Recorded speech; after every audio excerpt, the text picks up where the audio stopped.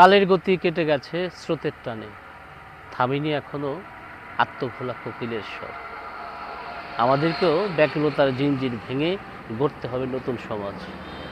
শুধু দর্শক, আমি যে জায়গাটা বসে আছি, একসময় এটা হযরতপুরের খুব সুন্দর একটা জায়গা ছিল, এখনও সুন্দর। আসলে এইখানে তখন ওয়াটার লিলি নামে একটা পার্ক ছিল।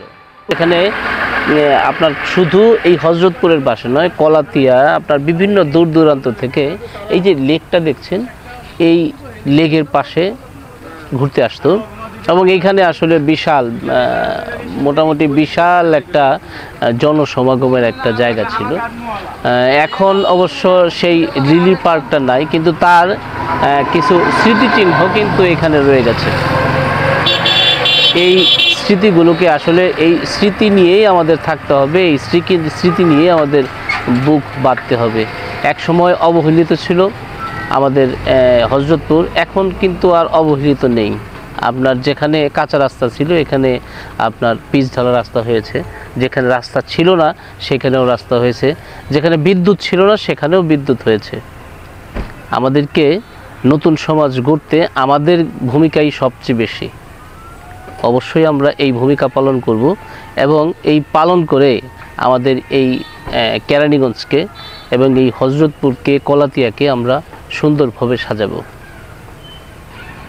এই সাজানোর পেছনেও কিন্তু অনেক বাধা বিপত্তি আসতে পারে, নিজেদের উপর অনেক অভিযোগ থাকতে পারে, কিন্তু এই সব কিছু পেছনে ফেলে আমাদেরকে নতুন সমাজ গড়ার প্রত্যয় আমাদের নিতে হবে।